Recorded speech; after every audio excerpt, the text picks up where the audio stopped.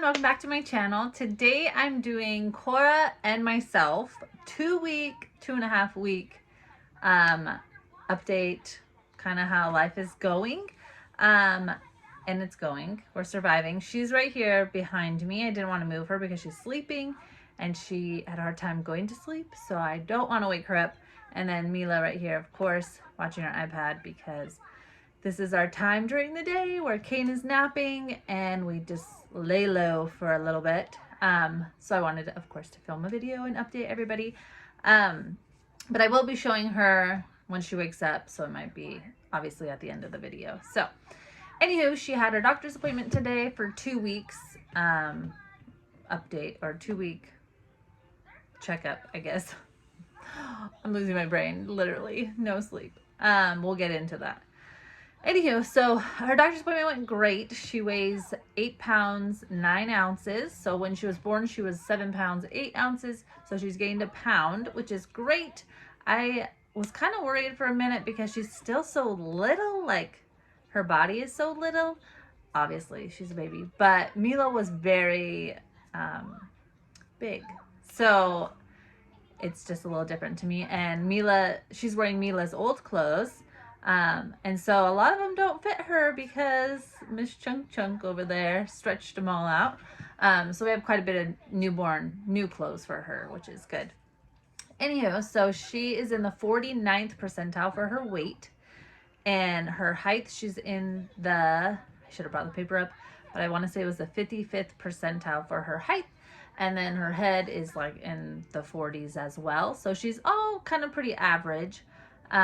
Comparing all three now, Mila obviously was in the 90s, Kane was in the 70s, and now Cora is only in the 40s, 50s, around there. So she is a small little one, but she is great. They checked her out and everything looks good. She's a little congested, but they're not concerned. They listened to her lungs, and both of my other two went through like a congestion as well time.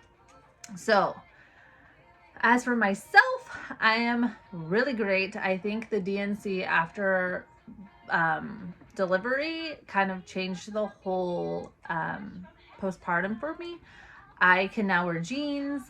My bleeding is like minimal, barely there. And I'm feeling great. I have no postpartum depression signs or baby blues or anything like that, which is so good. If you have been watching, I had a little bit with Mila, more of the postpartum blues, lots of crying. And Kane, I didn't have anything. And so this time around, of course, I don't have anything as well, which is so nice. As for her sleeping schedule, how she's doing with that, she's eating every 2 to 3 hours, 2 to 3 ounces. She, if I make 3 ounces, she wants 2 ounces. If I make 2 ounces, she wants 3 ounces. It's like every single time. So, but she's eating pretty consistent every 2 to 3 hours. At night, she can go up to like 4 hours, which is good. So, the naps, of course, are still like all day. And then at night she will sleep. Usually she wakes up twice, 1 and 5. It's kind of, or like around 1 and around 5, pretty consistently. And now, of course, since I talk about it, she's probably gonna be up all night because that's just how my life works. But as for my other two, they are terrible sleepers, like the worst sleepers in the world. So if you've been through this with your older ones, let me know because it is really driving me crazy. Especially this one, she's waking up at like 3 o'clock, just doesn't need anything, doesn't want anything, and I just put her back most of the time in her bed and she goes right back to sleep. But now when I do that, Kane wakes up, and then now everybody's awake at 3 o'clock in the morning. So we're in the process of moving out their rooms, so they will have their own rooms instead of sharing because a girl needs some sleep over here. And my newborn, of course, is sleeping way better. Not way better, but between her waking up and then waking up, it's like I can't catch a break. So we are definitely doing that. Friday, we ordered a bunch of stuff to redo this room, our room, and then the 2 kids' rooms. So we already have all the decor. I'm super excited. I'll probably have to do like a tour, something like that. But anyhow, so that's her schedule. What she's eating, she is pretty chill. Just gonna throw that out there, and I'm probably should knock on some wood. Hopefully that was wood. I assume so. Anywho, she is pretty chill and pretty much like third child figures it out, which is nice. She does take a pacifier, and if you ever forget your pacifier and you're going to the doctor's office, they have them there. Surprise, surprise.